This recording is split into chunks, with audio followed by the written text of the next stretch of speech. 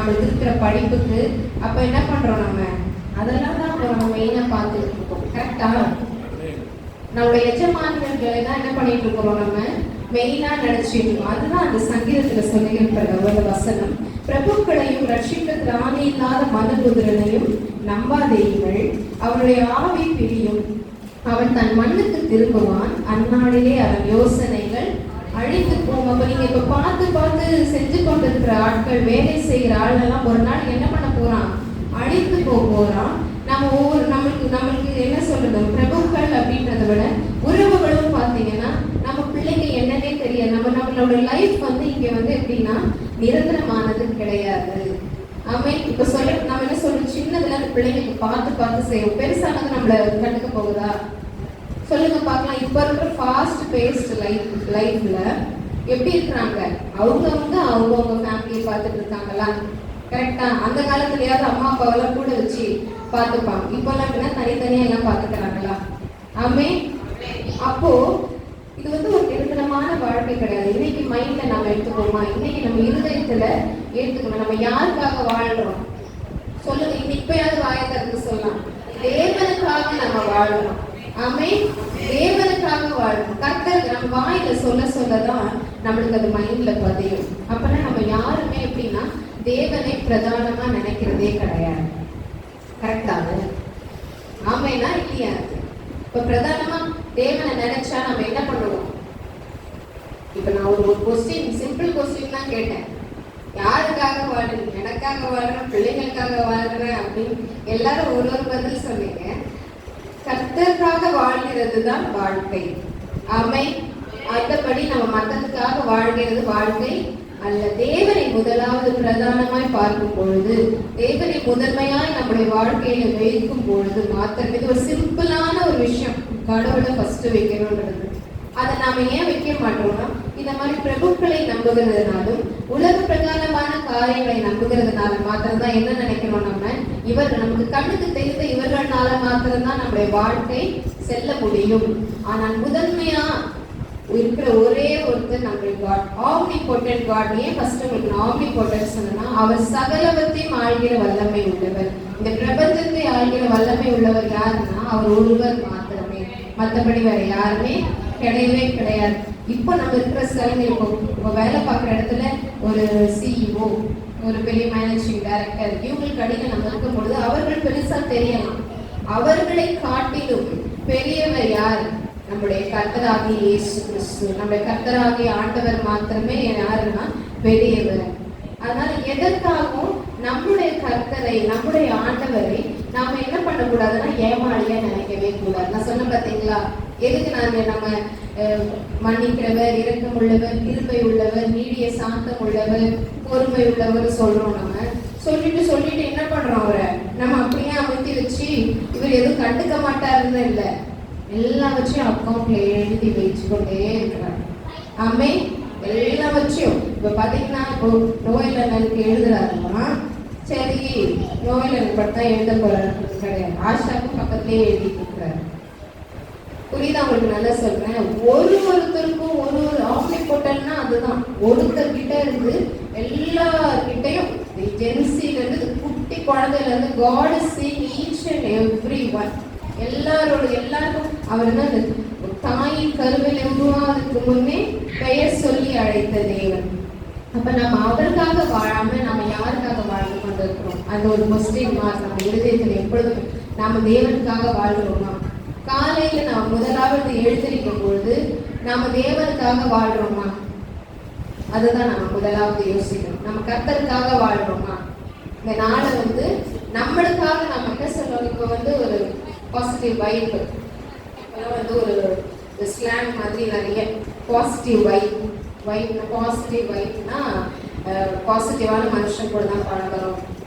பாசிட்டிவான விஷயம், self living, self loving, நம்மளை வந்து நம்ம பார்த்துக்கணும். இப்போ வந்து அது வந்து ஒரு புது ட்ரெண்ட் மாதிரியே செல்ஃப் லவ். நம்மளை பார்த்துக்கிட்டாதான் நாம என்ன பண்ண முடியும், சுத்தின்னு இருக்கவங்கள ஒழுங்கா பார்த்துக்க முடியும். இது வந்து இப்போ யங்ஸ்டர்ஸ் கிட்ட நிறைய, நம்மளுடைய வாழ்க்கை நம்ம எப்போ வாழ்றது, இதெல்லாம் வந்து பிசாசான கடை. நான் போன வாரமே நான் யாரும் வர்ஷிப் பகுதியில் வந்தது உங்களுக்கு தெரியும்.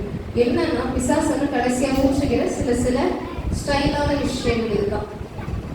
இதுதான் என்னது? ஸ்டைலான விஷயங்கள். Self loving. காட் வந்து என்ன பண்றாரு? செல்ஃப் லவ்விங்க விரும்புறதே கிடையாது. அப்படி அவர் செல்ஃப் லவ்விங், நான் போய் எதுக்கு சாவணும் இந்த மாதிரி பாவிகளுக்கலாம் அப்படின்னு நினைச்சிருந்தா நம்ம இன்னைக்கு இன்னொரு வாழ்க்கை வாழ்ந்திருப்போமா? இவங்களுக்காக நான் ஏன் என் பையனை கொடுக்கணும் பிதாவானவர் யோசிச்சிருந்தா நம்ம இந்த உலகத்துல வாழ்ந்திருக்க முடியுமா? இது ஒரு இருட்டான பிளானட்டாவே இப்படியே இருந்துட்டு இருக்கோம் மனுஷர்கள் எல்லாம். ஆனா அவர் நம்மளை அதிகமாய் நேசித்ததனால் அன்பாய், பாஸ்டர் சொன்னது போல ஒருவரில் ஒருவர் அன்பாய் இருங்கள். அன்பு என்பது ரொம்ப முக்கியம். அதை தான் என்ன பண்றாரு ஆண்டவர் இந்த நாடுல இந்த மாதிரி சொல்லியவராயிருக்கிறார். செல்ஃப் லவ் கிடையாது, மற்றவர்களுக்காக மற்றவர்களை நாம் நேசித்து கொண்டிருக்கும் பொழுது நம்ம யங்ஸ்டர்ஸ் வந்து அன்பை வந்து இன்னும் வந்து வேற மாதிரியா எடுத்துக்கிறது. அன்புனா அம்மா அப்பா கிட்ட கூட தான் அன்பு இருக்குது. அதாவது அவங்க அந்த லவ் அப்படின்றத வேற மாதிரியா எடுத்துக்கிறாங்க. கர்த்தர் அதை விரும்புகிறவர் அல்ல. தெளிவுள்ள ஆவி உள்ளவர்களா இருங்கள். தெளிவுள்ள ஆவியா இருக்கணும். இதுதான் உங்களுக்கு நாங்க சொல்றது. கர்த்தருக்கு ஒரு சைடை நம்ம இப்ப பார்த்துட்டோம். ஒரு சைடை நம்ம பார்த்துட்டோமா? இரக்கம் உள்ளவர், கிருபை உள்ளவர், நீடிய சாந்தம் உள்ளவர், பொறுமை உள்ளவர் அப்படின்னு நம்ம சொல்லணும். சரி, இந்த ஃபர்ஸ்ட் பாயிண்ட்ல இருந்து நம்ம என்ன எடுத்துக்க போறோம்னா, நம்ம யாருக்காக வாழ்றோன்றத ஃபர்ஸ்ட் இன்னைக்கு நாம முடிவு செய்யணும். என்ன நம்ம பண்றோம்? யாருக்காக வாழ்றோம் சொல்லுங்க? கர்த்தருக்காக வாழ்றோம். நம்ம யாருக்காக வாழ்றோம்? கர்த்தருக்காக வாழ்றோம். நம்ம யாருக்காக வாழ்றோம்? கர்த்தருக்காக வாழ்றோம். எசேக்கியேல் 33ஆம் அதிகாரம் 11-12 வசனம். எசேக்கியேல் 33:11 and 12, verse 11 and 12.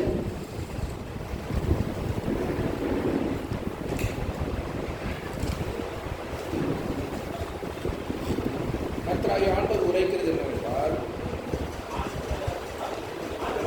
33:11 and 12. கர்த்தராகிய ஆண்டவர் உரைக்கிறது என்னவென்றால், நான் துன்மார்க்கனுடைய மரணத்தை விரும்புவார்கள், துன்மார்க்கன் தன் வழியை விட்டு திரும்பி பிழைப்பதையே விரும்புகிறேன் என்று என் ஜீவனை கொண்டு சொல்கிறேன். இஸ்ரவேல் வம்சத்தாரே, உங்கள் பொல்லாத வழிகளை விட்டு திரும்புங்கள், நீங்கள் ஏன் சாக வேண்டும் என்கிறார் என்று அவர்களோட சொல்லு. மனுபுத்திரனே, நீ உன் ஜனத்தின் புத்திரரை நோக்கி, நீதிமான் துரோகம் பண்ணுகிற நாளிலே அவனை நீதி அவனை தப்புவிப்பதில்லை, துன்மார்க்கன் தன் துன்மார்க்கத்தை விட்டு திரும்புகிற நாளிலே அவன் தன் அக்கிரமத்தினால் விழுந்து போவதும் இல்லை, நீதிமான் பாவம் செய்கிற நாளிலே தன் நீதினால் பிழைப்பதும் இல்லை. ஆமென். கர்த்தராகிய ஆண்டவர் உரைக்கிறது என்னவென்றால், நான் துன்மார்க்கனுடைய மரணத்தை விரும்பாமல் துன்மார்க்கன் தன் வழியை விட்டு திரும்பி பிழைப்பதையே விரும்புகிறேன் என்று என் ஜீவனை கொண்டு சொல்லுகிறேன். இஸ்ரவேல் வம்சத்தாரே, உங்கள் பொல்லாத வழிகளை விட்டு திரும்புங்கள். நீங்கள் ஏன் சாக வேண்டும் என்கிறார் என்று அவர்களுடைய சொல்லு. மனுபுத்திரனே, நீ உன் ஜனத்தின் புத்திரரை நோக்கி, நீதிமான் துரோகம் பண்ணுகிற நாளிலே அவருடைய நீதி அவனை தப்புவிப்பதில்லை, துன்மார்க்கன் தன் துன்மார்க்கத்தை விட்டு திரும்புகிற நாளிலே அவன் தன் அக்கிரமத்தினால் விழுந்து போவதில்லை, நீதிமான் பாவம் செய்கிற நாளிலே தன் நீதியினால் பிழைப்பதும் இல்லை. இந்த வசனம் வந்து புரியுதா உங்களுக்கு? யாருக்காவது புரியுதா என்ன சொல்றாருன்னா? இப்ப நம்ம ஃபர்ஸ்ட் நான் சொன்ன பாயிண்ட்ல என்னன்னா, நாம எப்படி ஆண்டவரை நினைச்சு வச்சிருக்கிறோம் அப்படின்றதுதான் அவர் நினைச்சு வச்சிருக்காரு. அடுத்தது இப்ப ஆண்டவர் நம்மளை குறிச்சு என்ன நினைச்சு வச்சிருக்காருன்றத நாம இந்த வசனத்துல பார்க்கிறோம். சரியா?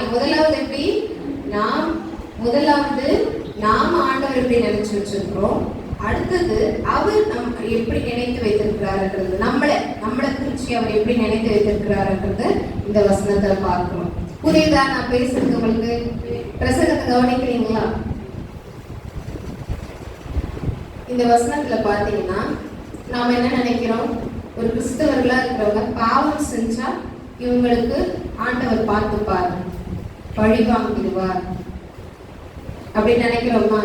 பழி வாங்கிடுவாரு, ஆண்டவர் இவங்களை பயங்கரமா இது பண்ணுவாரு, இவங்களை வந்து சாகடிப்பாரு, இவங்களுக்கு வந்து பெரிய பெரிய என்ன சொல்றது நெருப்பு தழல்ல போடுவாரு நாம நினைச்சுக்கிறோம்.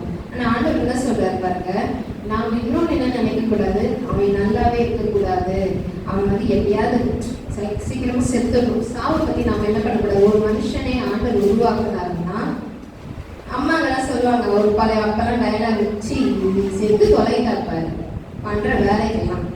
அப்பெல்லாம் வந்து மாணவரையே பேசுவாங்க மம்மிங்கெல்லாம். இப்பெல்லாம் பேசினா பசங்க டபுள் மடங்கா பேசிடுவாங்க.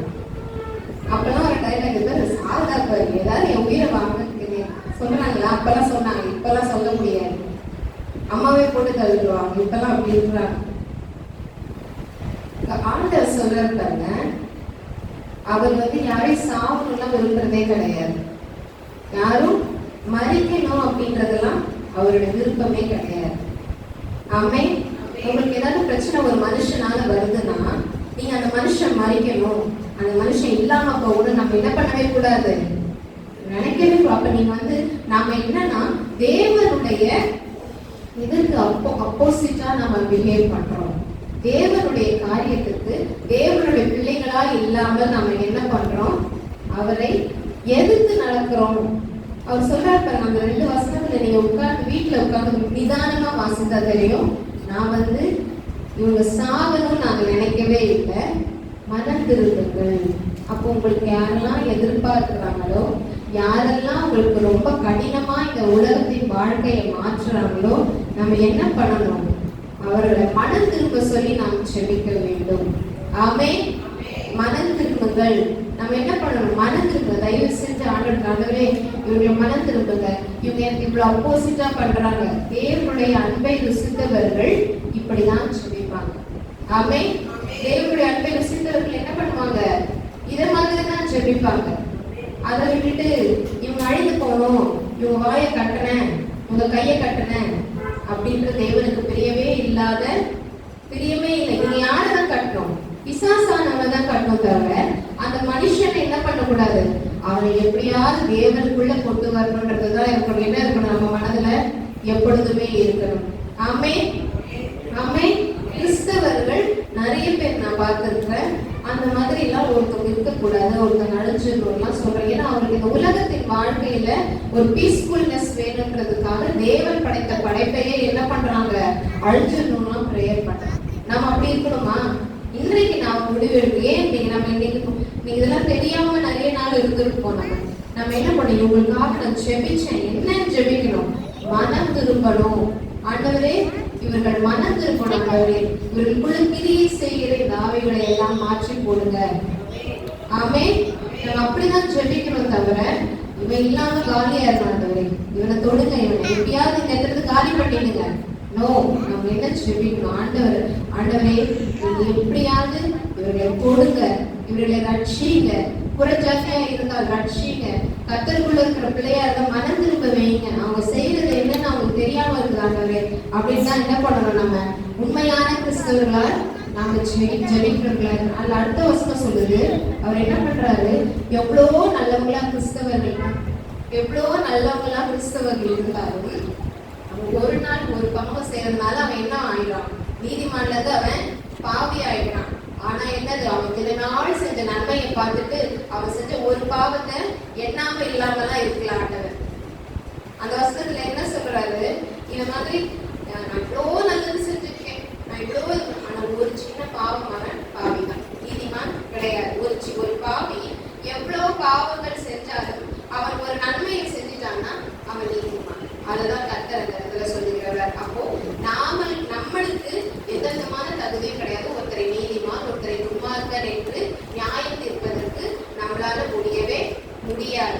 நம்மளால என்ன பண்ண முடியும், மனம் திரும்புங்கள். இவங்களுக்காக மனம் திரும்ப சொல்லி ஜெபிக்க வேண்டும். தவிர இவங்க அழிந்து போகணும், இவங்க வந்து அந்த இடத்துல இல்லாம இருக்கணும். இப்போ ஒரு லேண்ட்ல ஒரு ப்ராப்ளம் வருதுன்னா எப்பா எப்படியாவது அப்ப அது புறச்சாதியின் ஆவி நம்ம மேல இப்ப என்ன வருது. இந்த மாதிரி இந்த வாழ்க்கை நமக்கு நிரந்தரமானது கிடையாது, நமக்கு தெரிஞ்சுக்கிட்டோம்ல. இது வந்து இந்த உலக வாழ்க்கையை கட்டதுக்காக நம்ம வாழ்றோம். அப்ப இது நிரந்தரமானதா? இந்த நிரந்தரம் இல்லாத வாழ்க்கையில ஏன் இவ்வளவு தேவையற்ற ஒருத்தரை அழிக்கணும், தேவன் படைத்த படைப்பை அழிக்கணும், அவர்கள் நல்லாவே இருக்கக்கூடாது அப்படின்னு நம்ம ஏன் நினைக்கிறோம்? உட்கார்ந்து ஜெபிக்கும் பொழுது ரகசியமாய் ஜெபிக்க ஆண்டு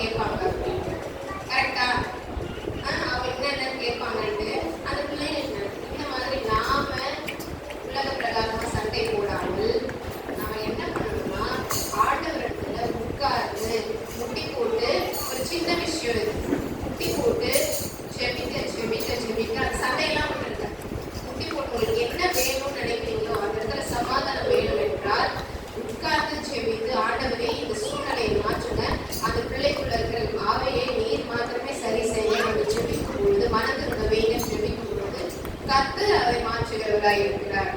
ஆமென். நீங்க போய் இந்த பிசிக்கலா சண்டை போடுறது ஃபைட் பண்றதெல்லாம் தேவையே கிடையாது. வார்த்தை மிகுதியில் பாவம் இல்லாமல் போகாது. சண்டை போட போட பேட் வேர்ட்ஸ் வரும் பசங்களை பேசும்போது. அப்போ அதுங்களுக்கு மனசு கடையும், மனசு என்ன ஆகும், ரோகம்.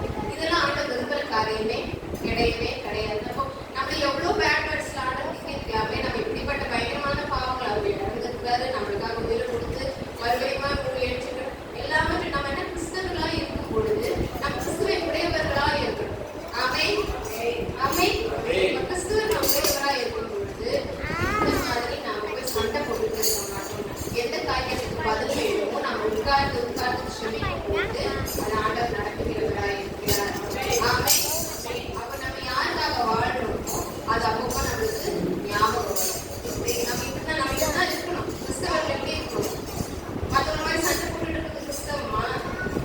புரியுதா உங்களுக்கு என்ன சொல்றாங்க? நீதிமான் துன்மார்க்கன் நம்மளால நியாயம் இருக்கவே கூடாது. நம்ம என்ன பண்ணக்கூடாது? யாரையும் ஜட்ஜ் பண்ணவே முடியாது. அப்படி சொல்ல அழகா நீதிமான் ரொம்ப நாள் நல்லது செஞ்சிருக்கோம், ஒரே ஒரு பாவம் செஞ்சுட்டானா சிலர் என்ன யோசிப்பாங்க, நான் வந்து கர்த்தருக்காக இவ்வளவு செஞ்சுருக்கேன், இவ்வளவு பண்ணிருக்கேன், நான் ஒன்றும் பாவி இல்லை. ஒரு சின்ன விஷயத்துல தப்புல விசாசங்கள் விழ வச்சுக்கோங்க. அப்ப என்ன நினைக்கிறோம், நாம நீதிமான் தான், நம்ம இவ்வளோ நடத்தி இதாட கடந்து போறோம். இல்ல பாவம் செஞ்சா அவன் பாவம் தான். எவ்வளவு பெரிய நீதிமானா இருந்தாங்க, பாவம் செஞ்சா அவன் பாவம் செஞ்சுட்டே இருக்கிறவன் தேவனிடத்துல நல்ல அன்பு கூறுகிறவனாய் தேவனுடைய காரியங்கள நல்ல மாதிரியா இருக்கும்போது அவன் உண்மையா இருக்கும் பொழுது, நீங்க இந்த மாச பிரசங்கத்தெல்லாம் பார்க்கும் பொழுது உங்களுக்கு தெரியும், உண்மையா இருக்கும் பொழுது லாஸ்ட் வீக் பிரசங்கம் உண்மையா இருக்கும் பொழுது என்னது, கர்த்தர் அவனை என்ன பண்றாரு, நீதிமானாய் இருக்கிறார். அவன் உலக மனுஷனுக்கு இல்ல, தேவனிடத்துல உண்மையா இருக்கும் பொழுது அவனை நீதிமானாய் இருக்கிறார். அதனால கிறிஸ்தவர்கள் யாரும் இவன் நீதிமான் இவன் துன்மார்க்கன் சொல்றதுக்கு ரைட்ஸ் கிடையவே கிடையாது. தேவன் ஒருவர் மாத்திரமே. இதுதான் வந்து அடுத்த பாயிண்ட். நம்மள ஆண்டவர் எப்படி பார்க்கிறார் என்பதற்கு இது ஒரு காரியம். சரி, ஃபர்ஸ்ட் நம்ம என்ன ஆண்டவர் ஏமாடியா நினைச்சோமா? என்ன நினைச்சோம்?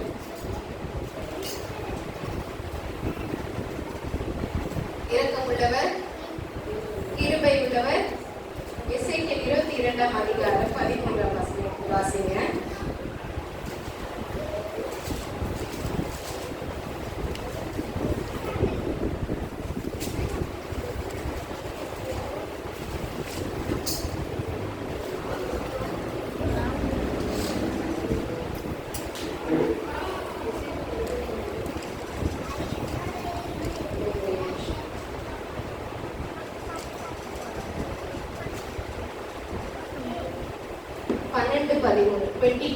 Ezekiel chapter 22, 12 and 13.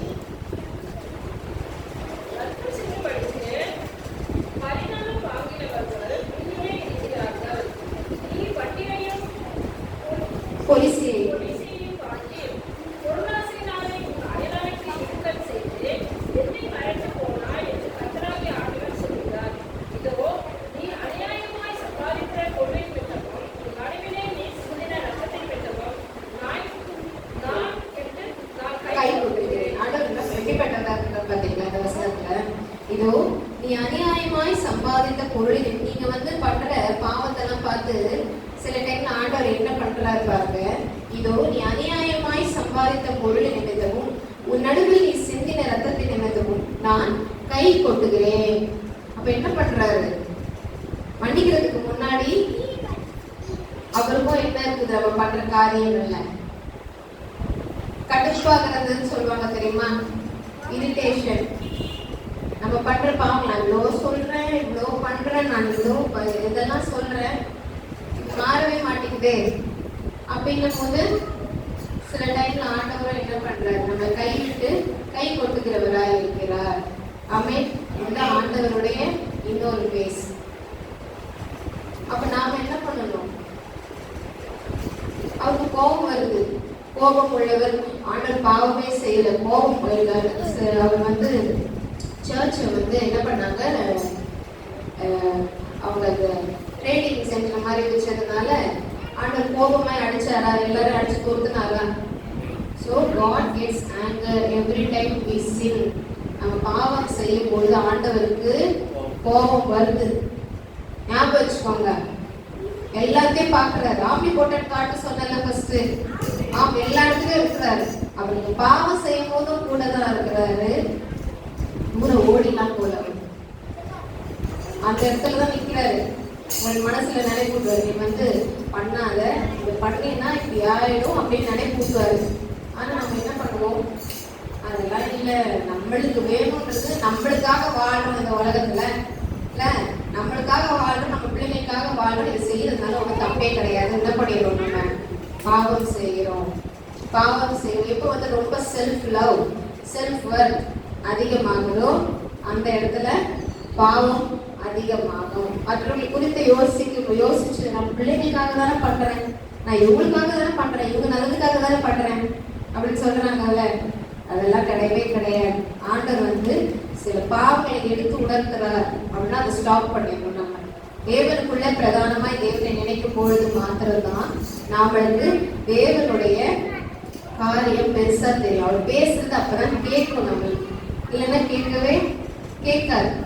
ஆமென், ஆமென். அதனால முதலாவது நாம என்ன பண்ணணும்னா தேவனை பிரதானமாய் வைக்கணும். ஆமென். தேவனை பிரதானமாய் வைக்கும் பொழுது மாத்திரம்தான் அடுத்தது நம்ம லைஃப்ல என்ன பண்றாரு, பாவம் செய்யும் பொழுது ரொம்ப கோபம் மைண்ட்ல வச்சுக்கோங்க. ஆண்டவரோட இவர் பேசுறது கோபம் உள்ளவர்.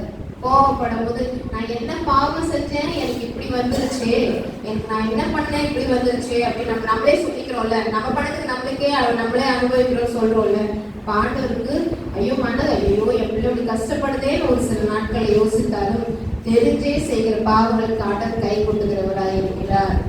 ஆமென். உனக்கு தெரியும், இதுதான் பாவம் தெரியும், வேணுமே போய் செய்யற, இருக்கிற வரைக்கும் ஜாலியா வாழ்ந்துட்டு போயிடலாம். என்னத்தை இங்க பண்ணி என்னத்தை பிரயோஜனம்ன்றதா? என்னது? எனக்காக வாழ்றேன். புரிஞ்சா உங்களுக்கு? எனக்காக வாழ்றேன்னு சொல்றவங்களுக்கு இதுதான். நம்ம என்ன பண்றோம்? தேவனை பிரதானமாய் வைக்காமல் நம்ம இந்த உலகத்து காரியத்துல மெயினா வச்சு நம்மளோட செல்ஃப் லவ், செல்ஃப் வர்த்தெல்லாம் அதிகப்படுத்திட்டு பாவத்துக்குள்ள போயிடுறோம். அந்த பாவம் தெரிஞ்சே பாவம் செய்யறோம். அப்ப ஆண்டவர் பயங்கரமா கோபம் அடைகிறாரு. அப்ப நம்ம என்ன யோசிச்சுக்கிறோம்? கொஞ்ச நாள் பொறுத்து தேவன் இரக்கம் உள்ளவர், கிருபை உள்ளவர், நீடிய சாந்தம் உள்ளவர், பொறுமை உள்ளவர் அப்படின்லாம் நம்ம சொல்லி மறுபடியும் என்ன பண்றோம்? ஆண்டவரத்துல நம்மளை சேர்த்து கொள்றோம். கரெக்டா? இப்படிதானே நடக்குது நம்முடைய வாழ்க்கையில. இப்படிதானே நடக்குது. ஒன்னே ஒன்று ஞாபகம் வச்சுக்கோங்க. முதலாவது தேவனுடைய நீதியையும் அவருடைய ராஜ்யத்தையும் தேடும் பொழுது இவர்களெல்லாம் உங்களுக்கு கூட கொடுக்கப்படும். அப்ப முதலாவது நம்ம என்ன பண்றோம்னா, ஃபர்ஸ்ட் நம்முடைய வாழ்க்கையில எல்லா காரியங்களிலும் ரொம்ப நம்மளுடைய ஃபுல் ஸ்ட்ரென்த்தை போட்டுறோம். ஃபுல் ஸ்ட்ரென்த்தை போட்டு இதுதான் நம்மளால முடியும், இந்த காரியம் நம்மளுடைய கெப்பாசிட்டியால முடியும், நம்மளுக்கு தெரிஞ்ச இன்ஃப்ளூயன்ஸால முடியும், நம்மளுக்கு தெரிஞ்ச ஆளுங்க மூலமா போய் பார்க்கும்பொழுது எல்லாம் நமக்கு அப்படியே என்ன சொல்றது, எதனா இப்படி முடியவே மாட்டேங்குது அப்படின்ட்டு முடியாம இருக்கும்பொழுது மாத்திரம்தான் கடைசியில நம்ம யார்கிட்ட வரோம்? பிரதானமாய் நினைக்க வேண்டிய ஒருவரை நாம என்ன பண்றோம்? அப்பதான் கொண்டு வரோம். யாரு? கடைசியா ஆண்டவரத்துல என்ன பண்றோம்? நாம நிக்கிறோம். ஆண்டவரே எனக்கு இது செய்யுங்கப்பா, நான் எவ்வளோ ட்ரை பண்ணிட்டேன், என் வாழ்க்கையில் இவ்வளோ செஞ்சுட்டேன், இந்த வியாதி போகவே மாட்டேங்குது, இந்த சுகவீனம் போகவே மாட்டேங்குது, இந்த கடன் தொல்லை என்னால விட நீங்கவே மாட்டேங்குது, எனக்கு நீங்க செய்யுங்க ஆண்டவரே. நம்ம பிரதானமாய் நினைக்கிற ஒருத்தரை நாம என்ன பண்றோம்? கடைசி போப்பா நம்ம என்ன பண்றோம்? அவரை கொண்டு நம்முடைய வாழ்க்கையில நிறுத்துறோம். அப்போ நம்முடைய ஆசீர்வாதங்கள் எல்லாம் டிலே ஆகுதா? பிரதானமாய் பாருங்க, மேப் மாதிரி போட்டு சொல்லலாம். பிரதானமாய் வைக்கிற ஒருவரை கடைசியா வச்சிடணும். பிரதானமாய் வைக்க வேண்டிய ஒருவரை வைக்காமல் நம்மளை வச்சிடணும். இந்த இடத்துல பாத்தீங்கன்னா ரிசல்ட் வரல. இங்க ஆண்டவர் இருக்காரு, வெயிட்டிங் ஃபார் அவர் அவரால் சீக்கிரமா ரிசல்ட் டப்புன்னு கொண்டு வர முடியும். பட் ஆனா அவர் அப்படியே ஓவாரமா வச்சு இங்க இருக்கிறார் ஆண்டவர், நடுவில் நம்ம இருக்கிறோம். நம்மளால கடைசியில முடியலன்னும் போது கடகடன்னு என்ன பண்றோம்? ஆண்டவரை அந்த இடத்துல கூப்பிடுறோம். அப்போ நம்ம இவ்வளோ டைம் வெயிட் பண்றோம் பாருங்க, அதுதான் ஆண்டவருடைய பதிலுக்காக நம்ம காத்திருக்கிற நேரம். ஆமென். புரிஞ்சுட்டீங்களா? சொல்றோம்னா அப்படிதான். இப்போ நம்ம ஒரு காரியம் திருப்பி சொல்றேன், தூங்காதீங்க. திருப்பி சொல்றேன், தூங்காதீங்க. நடுவில் நம்ம இருக்கிறோம். இப்ப நம்மளால எல்லா காரியமும் முடிகிற மாதிரி இருக்கு. நமக்கு தெரிஞ்சவங்கலாம் இருக்கிறாங்க, எல்லா வழியில போறோம், எல்லாம் பண்றோம், இன்ஃப்ளூயன்ஸ் பண்றோம். ஆனா ரிசல்ட் வரவே இல்லை. ஓகேவா? இந்த ரிசல்ட் வரவே இல்லை. ஃபர்ஸ்டே ஒருத்தர் இருக்கிறாரு, யாரு? அவர்கிட்ட ஃபர்ஸ்ட் போயிட்டா ரிசல்ட்டுக்கு இவ்வளவு பெரிய கேப் இருக்கவே இருக்காது. நம்மளுக்கும் காட், நம்ம, ரிசல்ட் இவ்வளவு தூரம். கடைசியில் என்ன பண்றது? கடைசியா ஆண்டவர்கிட்ட போற. திருப்பியும் என்ன பண்ணுவார் ஆண்டவர்? இவ்வளவு பெரிய கேப் வைப்பார். கடைசி ரிசல்ட் வரும். புரிஞ்சுதா உங்களுக்கு நான் என்ன சொல்றேன்ட்டு? புரிஞ்சுதா? ரிசல்ட் காலேஜ்ல இருக்கிற மாதிரி இருந்துச்சா? இப்படிதான் நம்ம ரிசல்ட். நாம ஏன் வெயிட் பண்றோம்? ஆண்டவர் காது கேட்கலையா ஆண்டவரே, நான் சொல்றது இவ்வளவு நாளா கேட்கிறேன். நீ முதல்ல பண்ணிட்டமா எல்லாம் உன்னால முடிஞ்சதெல்லாம், அப்புறம் நான் எதுக்கு மாட்டுற மாதிரி அவர் கையை கட்டிட்டு அமைதியா நிற்கிறார். ஆமே, நம்மள உன்னாலதான் முடியுமே, எவ்வளவு பெரிய ஆளு, உனக்கு வாயில எல்லாமே நல்லா வருமே, நல்லா ஆட்கள் கிட்ட எல்லாம் நல்லா போய் பேசுவியே. அப்ப ரிசல்ட் வந்து உங்களுக்கு இன்னும் லேட் ஆகும். உன்னை தாண்டி அதுக்கப்புறமா போறது. அப்பதான் நம்ம என்ன பண்ணுவோம்? ஆண்டவரே, என் ஜெபத்துக்கு உங்களுக்கு வரவே இல்லையா ஆண்டவரே, என் ஜெபத்தை நீங்க கேட்கவே இல்லையா ஆண்டவரே, நான் சொல்றது கேட்கவே இல்லையா, நம்மளுக்கு ஏன் இவ்வளவு லேட் ஆகுது? ஃபர்ஸ்டே நம்ம பிரதானமா தேவனிடத்துல கேட்டிருந்தோமானால் நம்மளுக்கு இந்த ரிசல்ட் இங்கேயே வந்துட்டு இருக்கும். கரெக்டா? நம்ம இவ்வளவு நாளா வெயிட் பண்ண வேண்டிய அவசியமே இல்லை. இது தேவனுடைய இன்னொரு செயல், பொறுக்க வச்சு செய்யறது. ஓகேவா? ஓகே, கர்த்தர் இதேதான் சொல்லுகிறார். ஆமென். அதனால நம்ம முதன்மையா தேவனை தேடுவதில் இம்பார்ட்டண்டா இருக்கும். விசுவாசம் இல்லாமல் தேவனை ஒருவரும் தரிசிக்க முடியாது, அது கூடாத காரியமா இருக்கிறது. பைபிள்ல இருக்கு, நிறைய வசனம் எடுத்து வச்சிருக்கேன், எடுத்தா ரொம்ப தூக்கம் வரும். தேவனை விசுவாசம் இல்லாமல் தரிசிக்க முடியாது. நாம ஏன் நம்மளுடைய சுயத்துல ரொம்ப சாரோம்னா, தேவனை நாம் விசுவாசிப்பது கிடையாது. இது ரொம்ப பேசான ஒரு ஸ்டார்டிங்லயே நம்ம ஒரு விசுவாசியா இருக்கும் போதே தெரியல ஒரு காரியம். அது விசுவாசம் இல்லாமல் தேவனை தரிசிக்க முடியாது, அது கூடாத காரியமா இருக்கிறது. அப்ப நம்ம ஆண்டவரை நம்புறது இல்லை. புரியுதா உங்களுக்கு? நம்ம என்ன பண்றோம்? தேவனை நம்புறது இல்லை, புலம்பிக் கொண்டே இருக்கிறோம். தேவன் இஸ்ரவேலர்களை என்ன சொல்றாரு தெரியுமா? ஒரு அதிகாரம் ஃபுல்லா சொல்றாரு. அவங்க கலகம் பேசிக்கிட்டே இருக்கிறோம். கலகக்காரர்களும் ஒரு வசனத்திலையும் அப்ப அவர் எவ்வளோ கோபமா இருந்ததுன்னு பார்ப்பாங்க. அவர் எவ்வளோ இரிட்டேட் ஆயிருப்பாங்க. ஒவ்வொரு பைபிள் அதுதான் சொல்றது. படிக்க தெரிந்தவர்கள் தேவனுடைய வருகைக்கு முன்பாகவே என்ன பண்ணணும்? தேவனுடைய வசனங்கள் பைபிள ஃபுல்லா முடிச்சுக்கணும்னு மைண்ட்ல வச்சுக்கணும். முடிச்சுன்னா டெய்லி படிச்சுட்டு போறது கிடையாது. அதை நிறுத்தி நிதானமா நான் டெய்லி படிக்கிற பைபிள் ஒழுங்கு அப்படின்னு நம்ம நினைக்க கூடாது. தேவனுடைய வேத வார்த்தையை படித்து அதன்படி நடக்கணும். அதுதான் அவரோட பிரமாணங்களிலே நடக்கிறது, அவருக்கு உண்மையா இருப்பது. ஆமென். அது போன பிரசங்கம் 3 வார பிரசங்கத்தை கேட்டீங்கன்னா உண்மையா இருப்பதை பத்தி ரொம்ப நீங்க யாரெல்லாம் நம்ம கவனிச்சோமோ நம்மளுக்கு தெரியும். தேவனுடைய வார்த்தையை நம்பும் பொழுது நாம் உண்மையா இருப்போம். ஆமென். அப்ப முதலாவது அந்த விசுவாசத்தை இன்க்ரீஸ் பண்றது எதுனா தேவனுடைய வார்த்தை.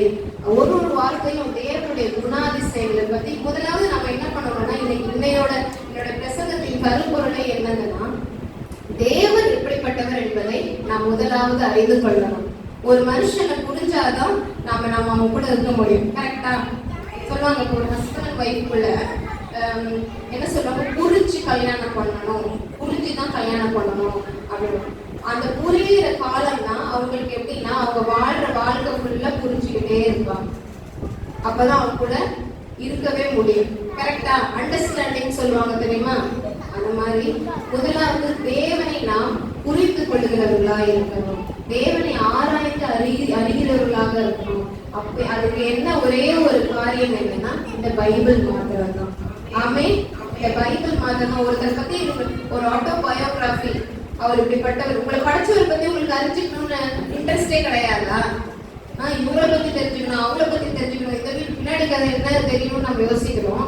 அப்பயும் நம்மளை படைச்சவர் பிரதானமானவரை குறிச்சு நம்ம அறியணும்னு நினைக்கணுமா? இல்லையா? ஏதோ நம்ம படைச்சாரு, ஏதோ கடைசியில போய் சேர போறோம். முதலாவது அவர் அன்பில் அவரு நான் ஃபர்ஸ்ட் சொல்றேன். காடை வந்து நம்பணும், விசுவாசமாய் ஈஸி பாயிண்டா சொல்றேன். விசுவாசமாய் அவர் இடத்துல, அடுத்தது விசுவாசமாய் அவரை விசுவாசத்தையும் உண்மையா இருப்பது எப்போ வருதுன்னா தேவனுடைய வார்த்தையை நாம் உண்மையாக ஆராய்ந்து அறிகிற போதுதான் தேவனை பற்றி அறிய முடியும். அதுக்கப்புறம் அப்பதான் அவர் என்ன பண்ண முடியும், பிரதானமா யோசிக்கிறதுக்கு நம்மளுக்கு மைண்ட்ல வரும். அவர் தான் முதன்மை என்று யோசிக்கிறதுக்கு வரும். அவர்கிட்ட தான் ஃபர்ஸ்ட் போய் நம்ம உட்காரணும்ன்றது நம்மளுக்கு அப்பதான் வரும். முதலாவது போய் நம்ம டாக்டர்ஸ் கிட்ட போய் உட்கார தேவையில்ல, போய் நம்மளோட ஃப்ரெண்ட்ஸ் கிட்ட போய் உட்கார தேவையில்ல, நம்மளோட அட்வைசர்ஸ் கிட்ட போய் உட்கார தேவையில்ல, நம்ம பேரண்ட்ஸ் கிட்ட போய் உட்கார தேவையில்ல. ஃபர்ஸ்ட் யார்கிட்ட பேசணும், நம்ம தேவனிடத்துல மாத்திரம் தான் ஃபர்ஸ்ட் பேசணும். ஒவ்வொருத்தருக்கும் தேவன் பேசணும். He is an omnipotent God, omnipresent God. எல்லா இடத்துலயும் இருக்கிறவர். சொல்லுவாங்கல்ல, தூணிலும் இருப்பார் தூணிலும். நமக்குள்ள இருக்கிற ஆண்டவர் எப்பொழுதுமே நம்ம கூடயே தான் இருக்கிறாங்க. பாவம் செய்யும் போது ஓடி போயிடல, நாம தான் என்ன பண்ணிடுறோம், ஓடி போயிடுறோம் தவிர அவர் அங்கேயே தான் இருக்கிறார். ஆமென். தப்பு தெரிஞ்சு செய்யும் போது ஆண்டவர் ரொம்ப கோபப்படுறார். அதை நாம் நினைத்துக் கொள்ளுகிறவர்களா இருக்கணும். ஆமென். ஞாபகம் இருக்குதா? இப்ப நான் சொன்னது உங்களுக்கு ஞாபகம் இருக்குதா? அப்போ நாம பிரதானமா யாரை வைக்கணும்? பிரதானமா மெயின் யாரை வைக்கணும்? ஃபர்ஸ்ட் தேவன். யாருக்காக வாழணும்? நம்ம தேவனுக்காக வாழணும். ஆமென். நம்ம பிள்ளைங்களுக்காக இல்ல, நம்மளோட அம்மா அப்பாக்காக. நம்ம யாருக்காக வாழ்றோம்? இன்னொன்று சண்டை போடக்கூடாது. என்ன பண்ணக்கூடாது? நம்ம சண்டை போட்டுட்டு இருக்க கூடாது. உலகத்தின் காரியங்களோடு நம்ம சண்டை போட்டுட்டு இருக்க கூடாது. அதெல்லாம் நம்ம எதுல வைக்கணும்? பிரதானமான முதலாவது நம்ம தேட வேண்டிய ஆண்டவருக்கு போய் வைக்கும் பொழுது, இதெல்லாம் ஒரு சின்ன சின்ன ரகசியம். These are the secrets we already know. நமக்கு இதெல்லாம் தெரியும் முன்னாடியே. இதெல்லாம் திருப்பியும் மண்டையில ஒரு அடி அடிச்சு சொல்லணும் பாத்தீங்களா? அதுதான் இதெல்லாம். அப்ப முதலாவது நம்ம என்ன பண்ணணும்? தேவனிடத்துல எல்லாவற்றையும் சொல்லுவதாக இருக்கணும். நம்மளுக்கு என்ன காரியம் நடக்கணுமோ எல்லாவற்றையும் நாம தேவனிடத்துல சொல்லுகிறவர்களா இருக்கணும். அது மாத்திரம் இல்லாமல் நாம் இந்த உலகத்துல தேவன் படைத்த படைப்பை, மனுஷனை நாம் நியாயம் தீர்ப்பதற்கு நீதிமானோ பாவியோ எதுவும் நம்ம கிடையவே கிடையாது. He didn't keep us as judge. இப்போ வந்து நம்ம யாரும் அவர் நம்மள வந்து நீங்க நியாயத்துக்கு சொல்ல, அவருக்கு தெரியும் யாரை எப்படி நியாயம் தீர்க்க வேண்டும். அப்போ ஒருத்தர் உங்களுக்கு எதிராக இந்த உலகத்துல வருகிறவர்களை நீங்க எந்த விதத்திலும் அழிஞ்சு போகணும்லாம் நினைக்கவே கூடாது. அவன் இல்லாமல் போகணும்னு நினைக்கவே, அவனை மனம் மாற்றுவதற்கு மாத்திரமே ஆண்டவர் நம்மளை ஜெபிக்க வைத்திருக்கிறார். உங்களுக்கு இப்ப நான் கேட்கிறேன், பைபிள்ல ஒருத்தர் இருந்தார், யாருன்னு சொல்லுங்க பாக்கலாம். அவங்க அழிஞ்சு போட்டோம், அவங்க என்னத்துக்கு ரட்சிக்கப்படணும்னு சொன்ன ஒருத்தர். அவங்க எதுக்கு இதுக்கு என்னத்துக்கு பிரயோஜனம்? ரொம்ப ஃபேமஸான ஒரு பைபிள்ல ஒரு கேரக்டர். பிள்ளைங்களுக்கெல்லாம் ஃபர்ஸ்ட் அந்த கதையை சொல்லுவாங்க.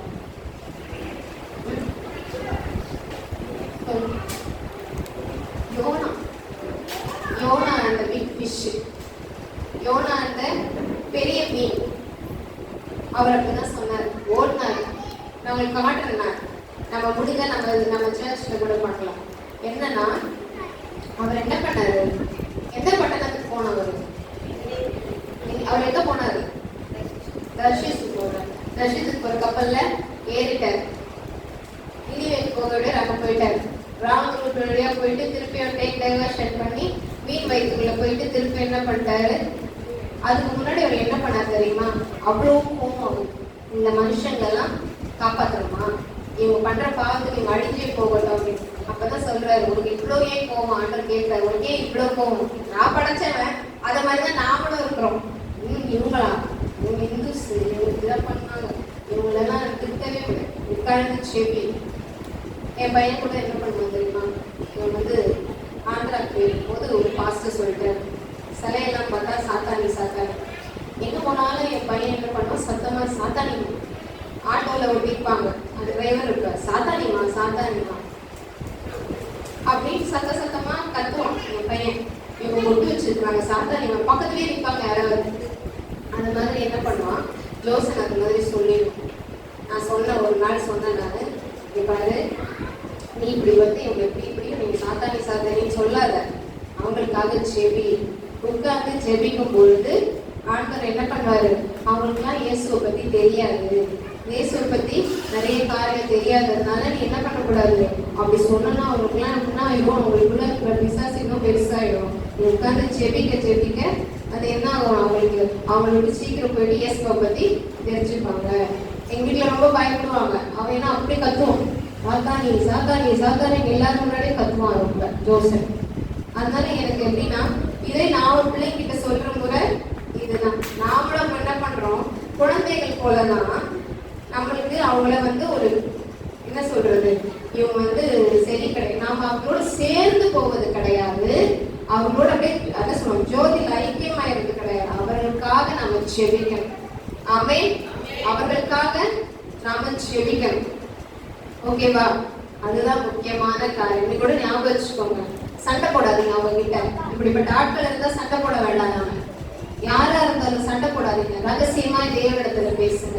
தேவன் கோபம் உள்ளவரா இருக்கிறார். அந்த சைட் பார்த்தாச்சு, கோபம் உள்ளவரா இருக்கிறார். நீங்க ரொம்ப தெரிஞ்சு செய்யற பாவத்துக்கு கை கொட்டுகிறவரா இருக்கிறார். கை கொட்டி கோபப்படுவாங்க தெரியுமா, அதுக்கு நல்லா வாங்க. அத மாதிரி அவரும் இது பண்றாரு. புரியுதா உங்களுக்கு? அப்ப மூணாவதா என்ன சொல்றாரு, அடுத்தது இவர்களை நாம் நியாயம் தீர்க்கவே கூடவே கூடாது. எனக்கு தெரியும், பழிக்கு பழி வாங்குற தேவன் நம்ம சொல்றோம்ல, பழிக்கு நம்ம பழி வாங்கிட்டா அவரோட பழி வாங்குதல் பயங்கரமா இருக்கும். நம்ம லைட்டா போய் தட்டிட்டு போயிடுவோம். ஆனா அவர் பழி வாங்குதல் பயங்கரமா இருக்கும், அதிகமா இருக்கும். அதனால நாம பழி வாங்க தேவையில்லை. இதெல்லாம் ஆண்டவருடைய நன்மையான செயல். இதுதான் ஆண்டவருடைய பயங்கரமான செயல். எப்படி ஒரு மனுஷனுக்கு 2 முகம் இருக்கிறதோ, ரகசியமான ஒரு முகம், வெளியில ஒரு முகம் இருக்கிறதோ, அது போல தேவனுக்கும் பல முகங்கள் இருக்கிறது. ஆமென். புரிஞ்சுக்கிட்டோமா? அப்படிப்பட்ட காரியங்களை நம்ம என்ன பண்ணணும், முதலாவது தேவனை பிரதானமாய் வைக்கணும். நம்மளுக்காக வாழக்கூடாது, தேவனுக்காக வாழணும். உண்மையாய் தேவனுடைய வார்த்தைகளை கருத்தாய் கை கொள்ளும் பொழுது உண்மையான வாழ்க்கையை நாம் வாழ முடியும். பிறருக்காக நாம் என்ன பண்ணணும், நான்காவது பிறரை மற்றவங்களை ஜஸ்டிஃபை பண்ணாம, மற்றவங்களை நியாயம் தீர்க்காம நாம என்ன பண்ணணும், அவர்கள் தேவனிடத்துல வழி மாறி தேவனுடன் வரணும் அப்படின்றதுதான். அதற்காக தான் இந்த உலகத்திலே தேவன் நம்மளை உண்டாக்கி இருக்கிறார். ஆமென். ஆமென். புரிஞ்சுக்கிட்டீங்களா? புரிஞ்சுக்கிட்டோமா? நம்ம இன்னைக்கு என்னன்னா, தேவன் இதற்காக தான் நம்மை உருவாக்கி இருக்கிறார். நான் ஸ்டார்டிங் கேட்டேன், என்ன சொன்னீங்க? நாம யாருக்காக வாழ்றோம்? யாருக்காக வாழ்றோம்? தேவனுக்காக வாழும் பொழுது தானாவே எல்லாவற்றையும் தேவன் நம்மளுக்கு செய்கிறவராய் இருக்கிறார். இது ஃபைனல் பாயிண்ட். தேவன் சொல்லுகிற ஒரு பெரிய காரியம் என்னன்னா, நாம இன்னைக்கு தேவ ஆவியானவர் சொன்ன ஒரு காரியம் என்னன்னா, வர்ஷிப் டைம்ல பாத்தீங்கன்னா we should declare our things. இது நான் முன்னாடியே ப்ரிப்பேர் பண்ணேன். declare our things. ஆண்டவரிடத்துல டிக்ளேர்னா என்னன்னா, நம்ம அதை சொல்லும் பொழுது, யோபுல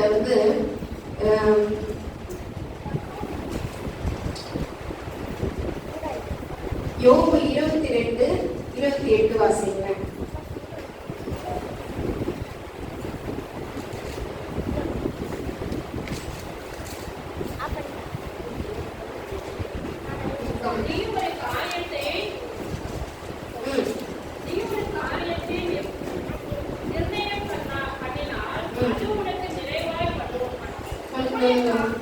அது மட்டும் வாசிங்க. 22:28. நீ ஒரு காரியத்தை நிர்ணயம் பண்ணினால் அது உமக்கு நிலைவரப்படும்.